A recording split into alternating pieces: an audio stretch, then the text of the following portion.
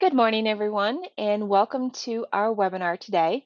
We're excited to have our very own Mary Malone and Gary Harpenow, both our customer engagement specialists here at Anovia Consulting, and they will be presenting on planning for BC NAV success, strategies and tactics for engagement in planning. And as a reminder, we are recording this webinar and we will post it to our on-demand webinar library for you to review again or share with anyone. And if you do have any questions during our presentation, please feel free to type them into the questions box and we will get them answered during our Q&A time at the end of our session. So now I'm going to pass it on over to Gary to kick off our presentation. Thank you, Angie. I appreciate it, and welcome everyone. It's our pleasure to present this morning. A little bit about my background. I've been with Anovia about 2 years. I've worked in ERP systems for many years. I've worked as a user on the user end in the pharmaceutical industry for 29 years. So I've learned a lot about implementation of systems and how to do that effectively. And it's really a pleasure today to share some of that knowledge and experience. So Mary, you want to introduce yourself? Sure. Hi, I'm Mary Malone, and I've been with Anovia a little bit less time than Gary has, about 1.5 years. And I also am a customer engagement specialist here. I come to Anovia with senior leadership roles in several entrepreneurial companies. Most of them were focused around survey data, so I have a lot of experience moving data around and also overseeing big projects, including some ERP type projects, as well as just big projects in general that lead companies toward achieving their goals. So I'm going to share some of that experience as well as what I've learned here at Anovia, and I'm looking forward to it and appreciate your being here. Thanks a lot.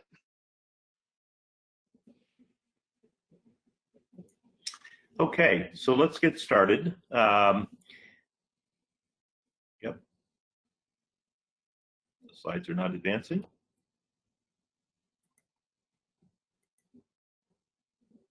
There we go. So here is my information and Mary's information. We'll share this at the end of the presentation as well. And as we said, it's being recorded. So feel free to reach out to us if you've got additional questions or if something comes up where you want to ask us a question later on, you can always contact us here.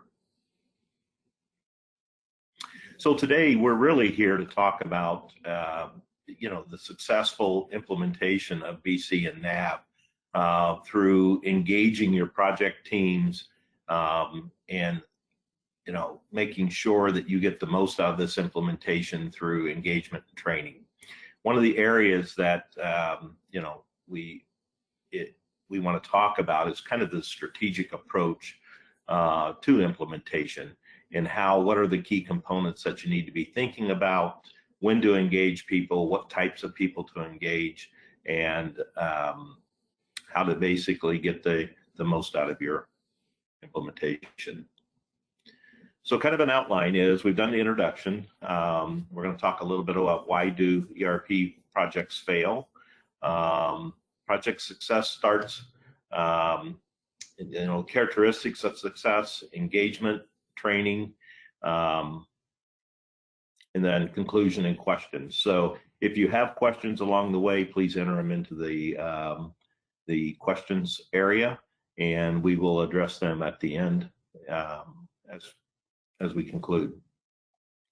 So why do ERP systems fail?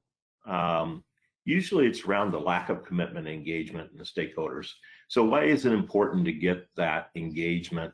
We'll talk a little bit about how do you get that engagement from your stakeholders, limiting visions of an IT project. So as you start thinking about IT projects, think about them in a broader sense, and we'll talk a little bit about that.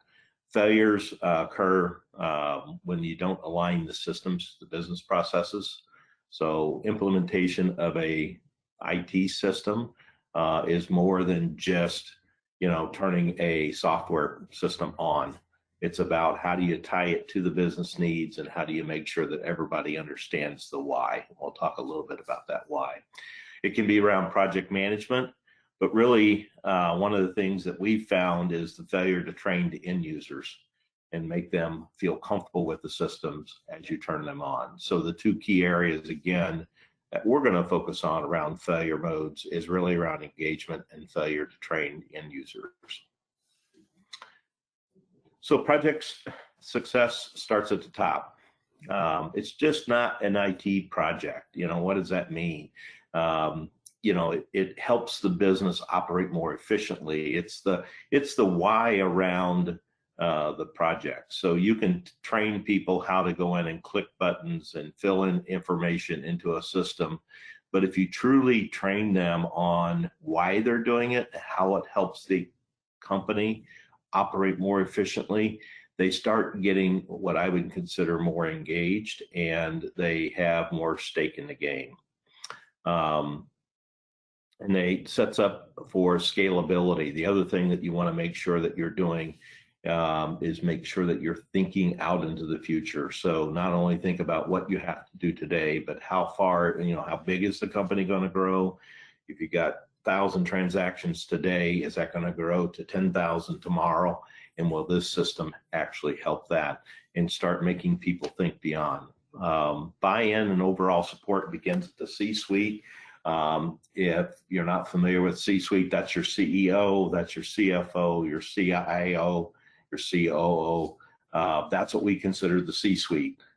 Depending on the size of your company, you may just have an owner and you may have other titles, but it's the people at the top. The key decision makers are the ones that you need to get the buy-in and support from when you're implementing the NAV and BC implementations out there. Make sure that they have a stake in the game, because when it comes to money and resources to contribute to the success, you've got to have their support in order to do that. And the last point is recognize the ROI, return on investment.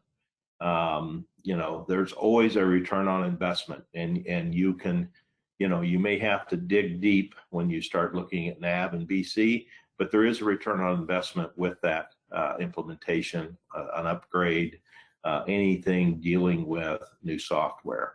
And if you don't have one, you need to be asking the question, what is it? And do the research on it. And it's not recognized until you go live. So I'm going to turn it over to Mary to talk about the characteristics of a successful project.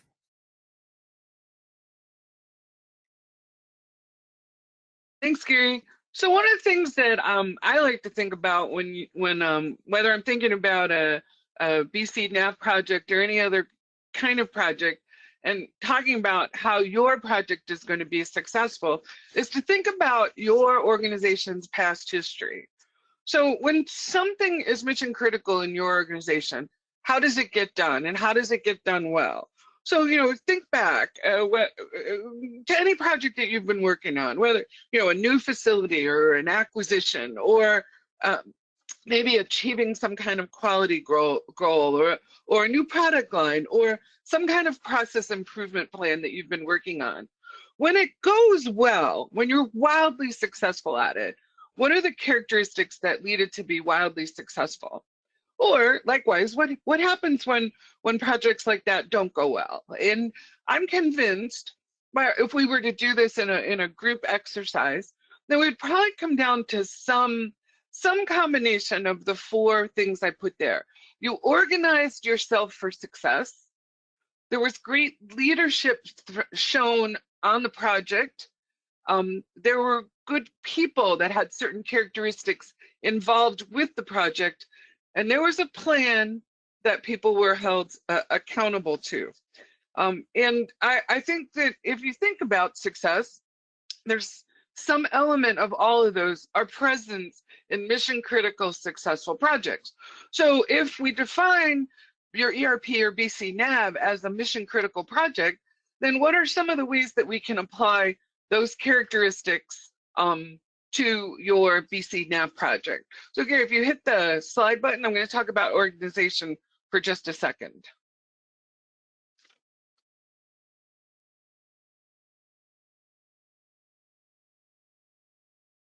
So Gary's going to spend a little bit more time talking about the core project teams and super users and testing teams.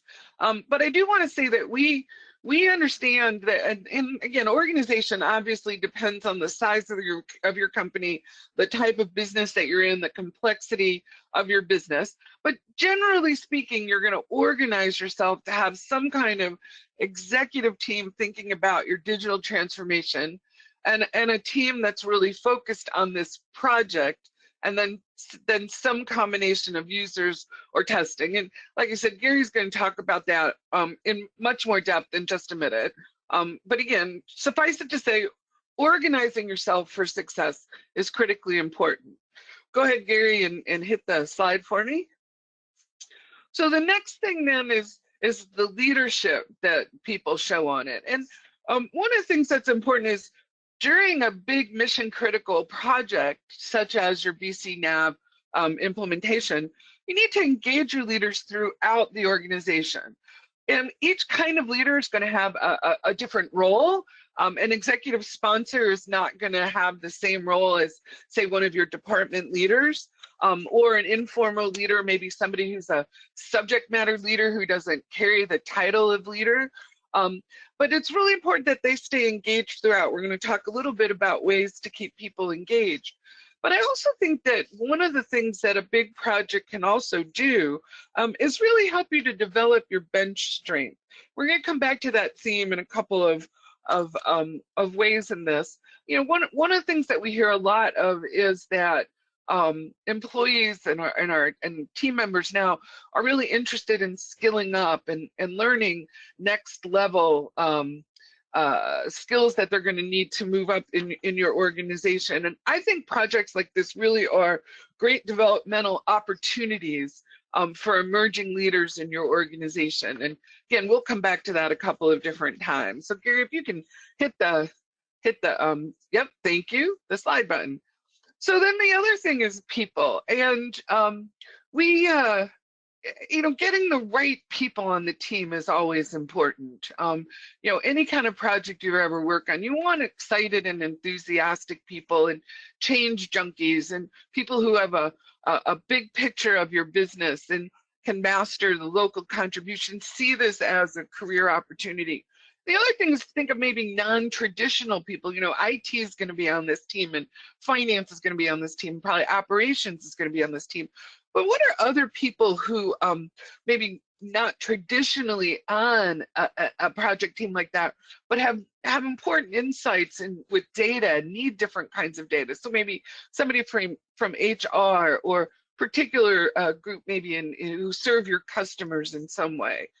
The other thing I think that's really important is that you get the right team there, and that you don't think, you know, you don't pick people for this big project team and think that they have a real negative attitude about everything and they hate change, and that somehow being on a committee is going to change them. It's just a recipe for failure. So, you know, get the right people on that team. And then the other part of is to have a really good plan. And you know, this is the part where we as partners really come in. You know, we can really help you develop that plan and work with you to have a great plan for your project and work in partnership there. And then, you know, keep the execution of the plan very visible throughout the organization. And I think it's important, you know, again, to engage everyone. It's not, you know, an Innovia project, and it's not Microsoft's BC NAV. It's really yours, our company's BC NAV. And the other thing I think is very important to have is public accountability.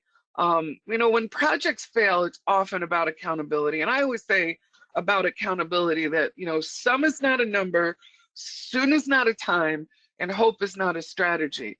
And that really goes back to the leadership that's shown throughout the project at all levels to hold people accountable for the results, and hold your partner accountable for the results as the project progresses. So I'm gonna turn this right back over to Gary now. Thanks. Thanks, Mary. So right now I'd like to spend a little bit of time about talking about engagement. When you think about engagement, you think about big picture. There are several portions of a VC or NAV implementation. Your typical current state, as you look at it, you're looking at people. You got a company guru, you got vendor support, you got users out there. A lot of times their view of this project is very narrow, very siloed. It's not very cross-functional knowledge and sharing and thinking about how this ties to other components. They're looking at their job, they're looking at their section of the system and saying, I've got to make sure I do this right. And they don't think about where this information is being used or who's using it throughout the organization. And so when we implement, we typically will get the fewest people involved because, we don't want to bother too many people in the company. Really the desired state is just the opposite. You want to improve the level of knowledge transfer and make sure that people understand not only their role, but other roles that their information is being used for. Increase the understanding of the business processes along with the system processes. We're going to talk a little bit more about super users, but super users are really the expert of their functional area. So assigning people to get the deeper knowledge so that they can help others along the way and future employees along the way to gain this functional knowledge, as well as the transactional requirements of the system. So as people start learning this, you get more people involved and you get them a broader perspective on the system and the business. So as you look at organization and ideas, so it is a digital transformation. You need to be looking at it as that, because it is important to make sure that you've got your executives and senior leadership sponsors, where there's a steering committee that you're accountable to.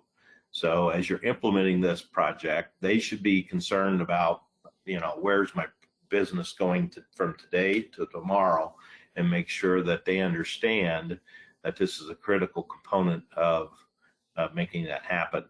So the hierarchy is you have a steering committee, you have a core project team. You've got people in IT obviously handling the IT portion of this, but you also have business subject matter experts. So finance, maybe shipping and receiving, warehousing, there are many components of your company that you really need to be looking for subject matter experts that understand the business side of it and understand how they need the system to help support their portion of the business. Underneath the core project team, you have super users. And as I said a few minutes ago, super users are really functional experts in their area that are going to be trained deeper than everyone else so that they can kind of help troubleshoot, help train other folks, and kind of be the local experts so that you don't have to call the Novia partner every time that you have a question. These people can handle the frontline easy questions. If you have deeper processes, then you can call people at the consulting level. And then you have your testing team. There needs to be a set of users that can basically go into the test mode of your new system and actually use relatively current data to actually test the system before you actually put it into production. And then there's everyone else below them that you need to help explain what they do and the information that they're providing and how it impacts the business.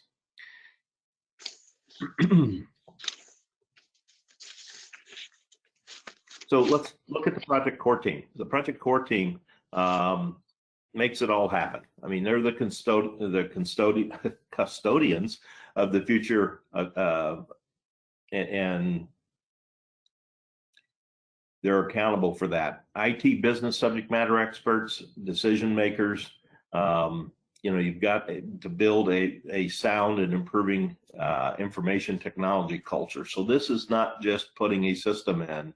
You're actually changing a culture as you're implementing, if you're doing it right, because the culture itself you know, as you do it today, you're not wanting to just upgrade to upgrade, you're upgrading to improve your efficiency in the business, your knowledge of the business, you know, access to data brings access to knowledge. And that's kind of the culture that you want to start building is let's set this up to where we can use this information that we're capturing and we understand how it's used. Starts building a culture that's broader and bigger as you grow. Greater leverage to technology as a competitive advantage by improving the functionality and usage of our systems. You know, you should be looking at every opportunity to build that competitive advantage as you're moving forward. Again, it's really around the data that you're capturing in these systems and how you're using and displaying that information. So the roles of a project team, you know, you got the project progress. You're looking at change management, making sure that things are documented as you change is a key component as you move through implementation. Understanding and knowing where you went, where you came from, and what you changed, so that when people go back and retrace their steps, they can understand why it was done and how it was done. You know, you've got the report requirements, you've got who needs to attend trainings, you've got people that need to write test plans and scripts. How do we test this information? So they need to understand how they use the information, as well as, you know, how the system actually works to write those test scripts and plans. And then, you know, the approval specifications and review specifications. And then ultimately you develop the end user training plans and materials for the super users.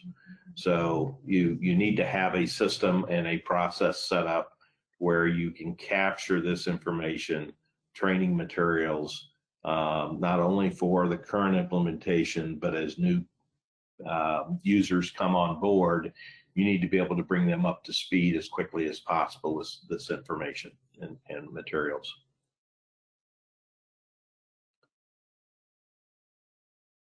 So the role of super users, experienced, knowledgeable of their own area. They've got to be a person that has a passion for this type of role.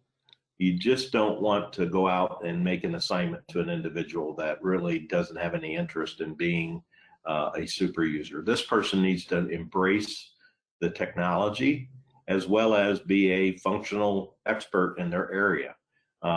So that they can carry that forward and help train other folks. This is a very important, and I think Mary will talk a little bit more about, you know, and already has, about the importance of recognition and making sure that you recognize folks around this role. Just don't make it another assignment. You know, it's an opportunity for skilling up. Roles continue after the project is complete. You know, they're going to be considered one of the company experts, which means that they are an essential person for the organization and make them feel like they're essential when it comes to recognizing them. So the roles of super user is communication to change and change management. Again, anything that goes through, they need to be a reviewer, if not an approver of changes. You know, obviously an expert in the area of software and implementation, supporting the training and their functional area. So they're kind of the first line of support. Like I said, they're going to be helping others troubleshoot. They're going to be helping others get trained. Documentation ownership. They will either write or at least review and approve the documentation of the training material going forward. And really knowing that, so if a business process is changing, they would be the first line to raise their hand and say, look, we're going to have to modify the system to support this change in business, or vice versa. If the system is changing, they need to be the first person to raise their hand and say, look, we've got a change coming. You know, how is this going to impact our business processes? And so they are a critical component moving forward in your organization.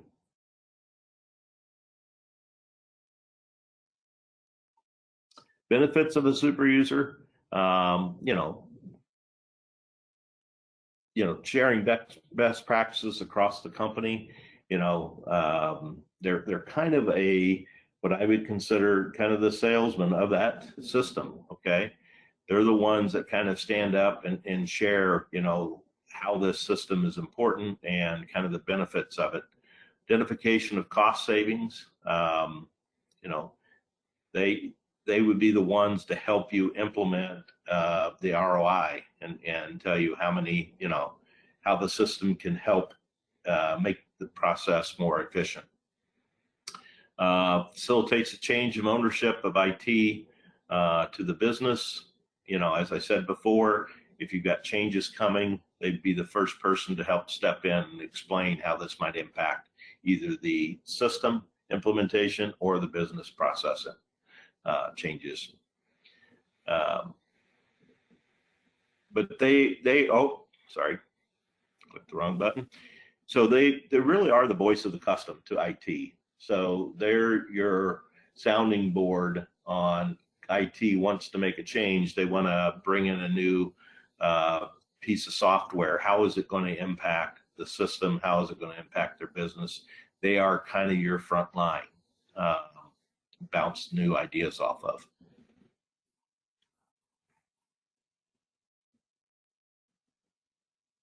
The testing team, and this is an appropriate picture, find the lack of test disturbing.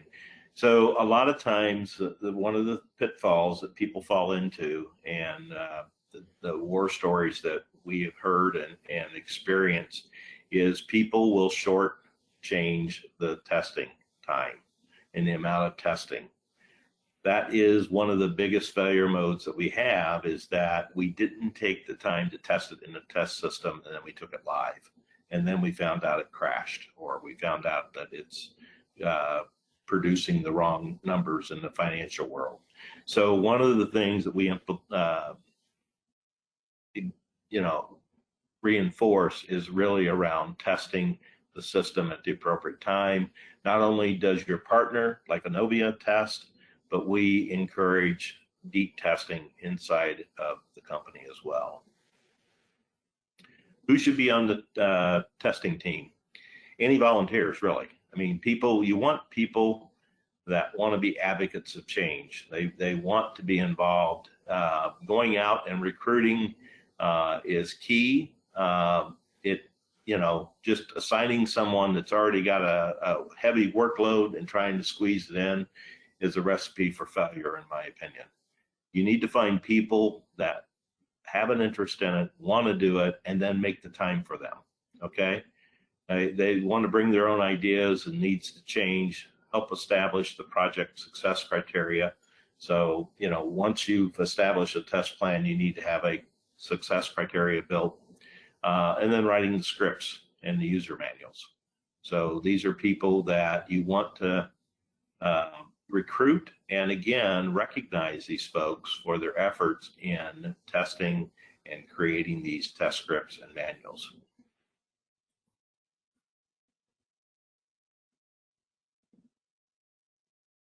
You don't want to, so who should be on the testing team? You don't always want managers of a department, frontline folks. You want to have a balance, of people that actually use the system. So the frontline folks are critical.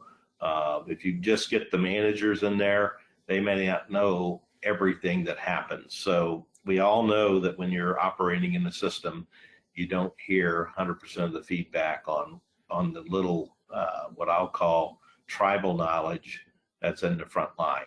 So getting those frontline people are critical, so that tribal knowledge comes out, and making sure that, that's not something that's written down. Either we get it written down, but we get it tested as part of the testing team. Ensure every department is represented. Anybody that touches the system or is impacted by the system needs to be in that training team, testing team. testers become trainers. Those people that get in there and test it are good candidates to actually work with the super users to implement the training.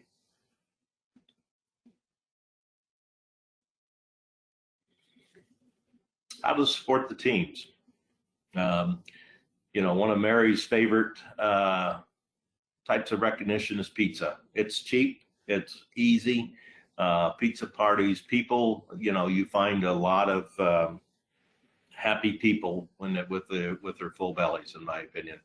Back when I worked in the pharmaceutical industry, you know, when I moved on to a new department, my going away gift was a chef apron because I always had cookouts to recognize folks. You know, hot dogs, hamburgers, pizza. It doesn't take a lot to recognize folks. They want to be recognized for their hard work. And, you know, some people are more private. They don't want public recognition. But in a lot of cases, you know, as long as you're not singling out people and it's a group of people, they really, really appreciate the recognition there. So understand, you know, expected skills, why he or she was selected, make sure they feel important. Make sure they understand the deadlines and understand the priorities. You know, and then make sure they understand the ROI. So the whys, you know, why are we doing this? It's not just to make your life harder. It's because here's the benefit to the company and the return on investment. Regular meetings, listen, reward participants, give praise, and celebrate the wins. So don't wait till the end to celebrate. You need to have milestones along the way. So that's part of the whole project management piece of this thing, but make sure that that is built in. So key milestones need to be celebrated, and those milestones need to be kind of firmly in people's minds so that when we hit them, we pause, we celebrate, and we keep people motivated and engaged along the way. What's in it for them? Early involvement in new technology? Absolutely. They're kind of the front leaders and change makers. You know, learning and training and building skills. These, like I said, really what's in it for them is they become essential people in the company. You know, people that are engaged in the process and the system and helping change the business are kind of the people that leaders seek out for advice and opinions, and you become kind of a you know, key component of that business process, not only just the IT process. You know, as new changes come out, they will turn to those people that embrace the change. You know, and this should be a part of the their personal evaluation and their bonus potential. So as we get through and you start doing your year-end review and deciding on raises and potential bonuses, this needs to be another key component of the recognition. Make sure that you recognize your contributions and the fact that they volunteered to step up and help the company. Now I'm going to turn it over to Mary, and she's going to kind of talk about the whole training piece of this. Thanks, Gary. I think you could go ahead and move to the next slide for me.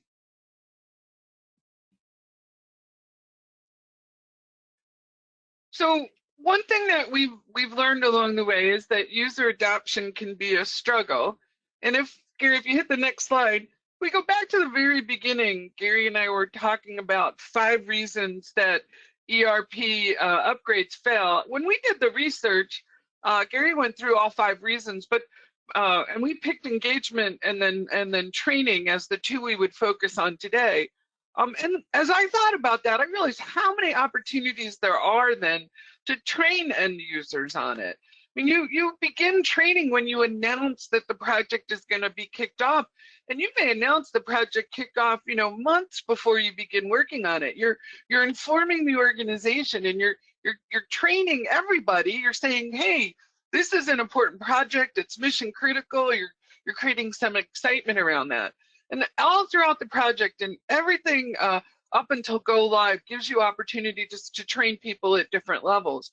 But I also want to just think about that too, is that is, and I think Gary's been making reference to that as with the super users, is the need for ongoing continuity. So to continue training, but to have people who've been through the project, because people turn over, and to have super users who can do ongoing turnover, ongoing documentation of the processes, and then go back and retrain if you have to change for good manufacturing practices, or there's a regulatory change or standard operating procedure changes. You know, there's lots of opportunities to train and lots of opportunities where people fall short on that. So Gary, if you go ahead to the next slide for a second. So why are there so many user adoption or training challenges? You know, Gary mentioned that sometimes testing may get the short shrift sometimes, but I think that can also happen or gets related to training and testing. You know, the projects there, you just want to get it to go live, and that's great. And then sometimes the stakeholders aren't aligned about training. I think the other thing that happens is that resources aren't allocated at the very beginning of the project, or they get cannibalized if a project runs over in terms of cost or time. And I think what's really important is that you need to be building that in at the very, very beginning of the project. It's almost like you don't start until you understand that in 3 months or 6 months or whenever it is, that people are going to need to devote a portion of their day, whether it's 1 hour or 10 hours a week, to the testing process. And before that, they're going to need to devote time to train themselves so they can test.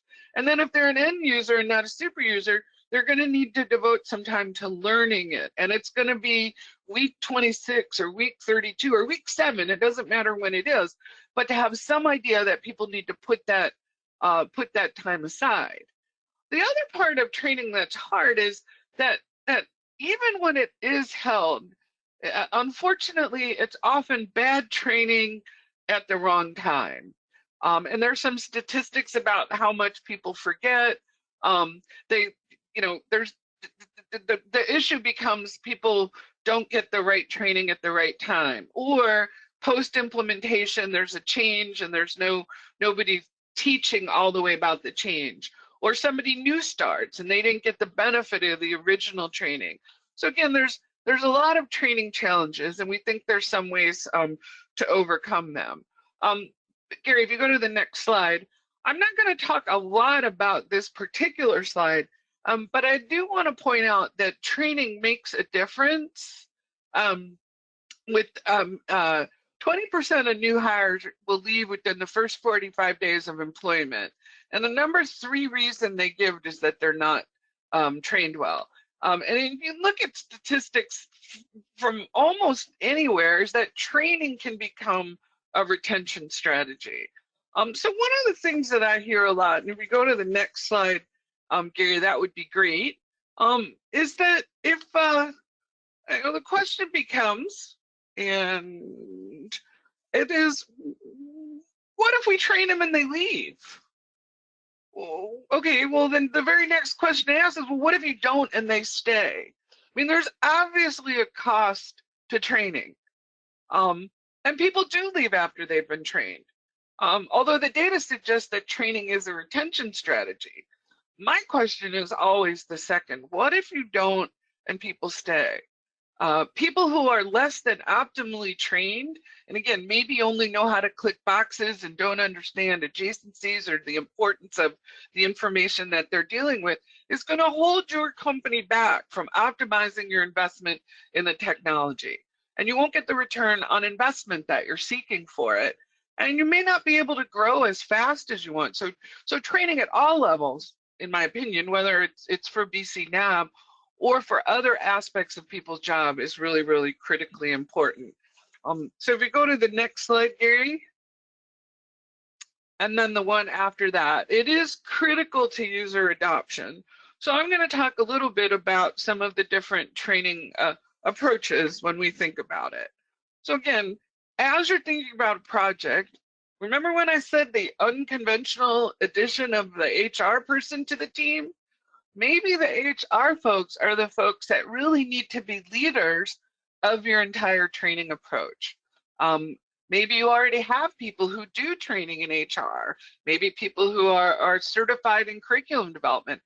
Bring them into the discussion and begin to ask yourselves early on in the project, who needs to be trained?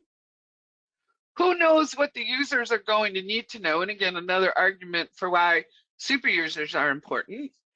And what needs to be taught? So is there something that everybody needs to learn? And then processes, what do you need to know about processes within your department? Shipping needs to know shipping, obviously. But maybe it'd be important if shipping knew a little bit more about how it relates to, say, production or some other aspect across departments. Again, then individuals need role-specific training, and then there's the opportunity for cross-training. So AR person may need to fully know AR, but what about cross-training? So that person might also know something about accounts payable in addition. So again, who needs to be trained? What do they need to know? And what do they need to be taught about the entire system and not just the specifics of their job? Then you need to ask questions about what needs to be taught. What does a new employee require in terms of training? Are there infrequently performed operations that people need to know? Well, if it's, let's just say you're in accounting and you go live in April. How much time do you want to spend teaching somebody how to do a year end in April when they're not going to need to use it until, say, December in January? So how do you fit that into how you think about training? Then there's also how to organize the information. How does the trainee, if you will, how does the employee access it? And then how do you present it in a way that helps people learn? And are there e-learning tools that potentially can help you with that? And we have thought a lot more, Gary, if you go to the next slide, about e-learning tools and the ability of them to help an organization. Some already have through HR, some e-learning portals. We're big fans of a company called ClickLearn, but there are others out there that help you to capture the information, maybe in a written form, but also a video form. Again, there's lots that we've learned about giving people short bursts of information at the time they need it, giving them access to it in audio, in video, in writing, because people learn differently. We just encourage you to, again, think about training and think about tools that are now available for the training. If you go to the next slide, Gary. So one of the things that Gary's talked about strategically is thinking about how super users, and testers, are important strategically to the project, but also the idea of making it go beyond the project and continuing education and skilling up. So there's several tactics that we've listed here. You can have internal user groups. You host lunch and learns for people to know. You can, create a curriculum that users go through to increase their knowledge, say, of different areas. All sorts of different ways that you can continue to keep a super user and tester team together, again, depending on your size, and continue to offer those opportunities. You can also expect and reward participation in external organizations where they can become experts at answering questions, from different kind of external user groups, and then encourage, expect, reward additional course completion, say from Microsoft Learn or from some of the other places that can make them experts in the material that you're using. But I mean, the project in the end can benefit not just the organization, but also benefit the people in the long term. And you can keep the flow of ideas around the data that you need to run your organization flowing long after the project. Gary, if you go one more. I think I'm going to turn it back over to you for the conclusions, and then the slide after this for the way to think about how you can realize your opportunities. Thanks, Mary. Yeah, so in conclusion, really, I mean, the strategic importance is really around the ROI. So, you know, it's not about the number and whether it's a, you know, 2-year payback, 3-year payback. That's not the importance. It's to make people think broader around the importance of this change. So if I'm going to go in and implement something across the entire organization, it's really making sure you've thought through what that return on investment means to the company. And sometimes it's a financial ROI, sometimes it's a cultural ROI. So think broader. You know, hopefully you've picked up a lot of things around how to engage your organization from the top all the way to the bottom, how to keep that engagement going through recognition, through engagement of different people in the organization. And then Mary really hit and gave you some thoughts around training and how training can be executed and maintained, as well as, you know, how do you plan for the future around training? It's just not one event. It starts when the project hits and it continues, you know, on as the organization grows. Opportunities realized, you know, teams become closer, breakdowns of silos.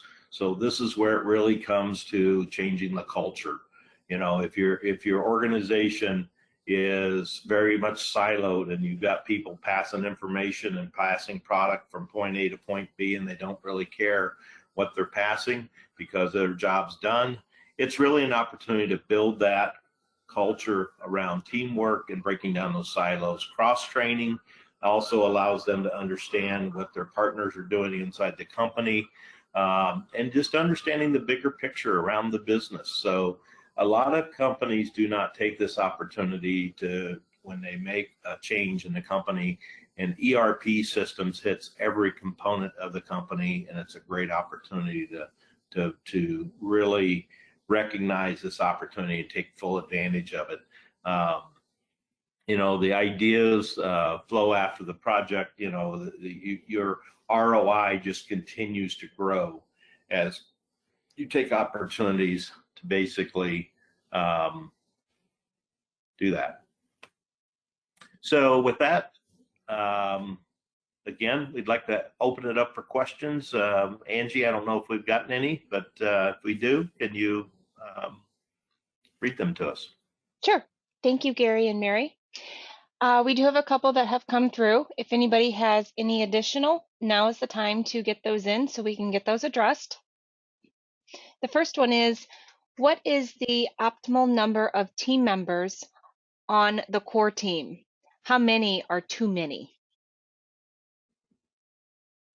Mary, do you want to take this or you want me to?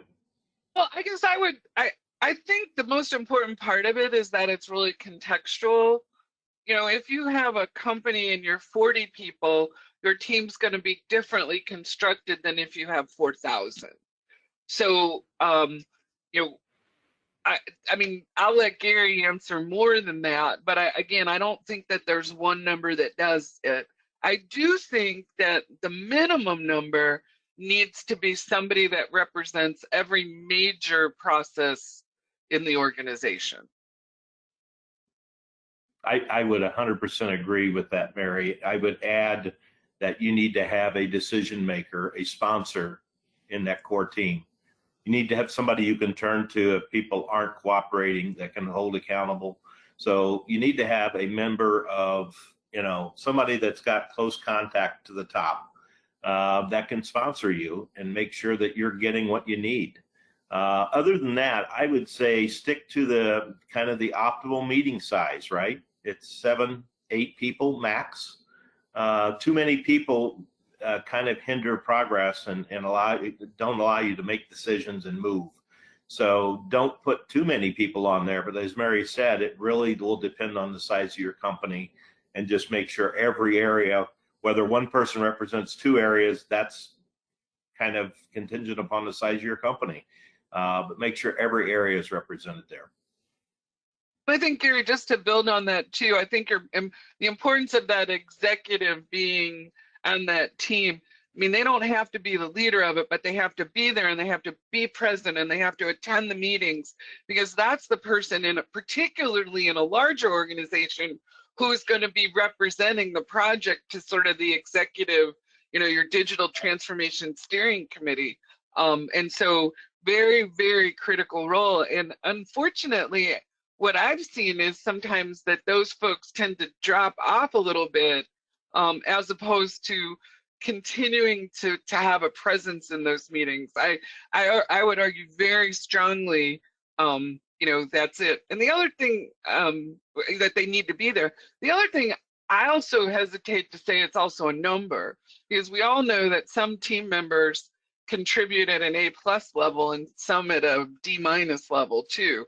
So I do think it's 5 people could be too many if 4 of them aren't doing anything. So I think it's important to have the right people on the teams as well. Yep, very true, Mary. Well said. All right, Okay. thanks, guys. The next question that came through is, what is the optimal ratio of super users to users? Here, you want to take that one? I mean, it's Sure. Yeah. one super user per some higher number of users. But I'll let you run with that one.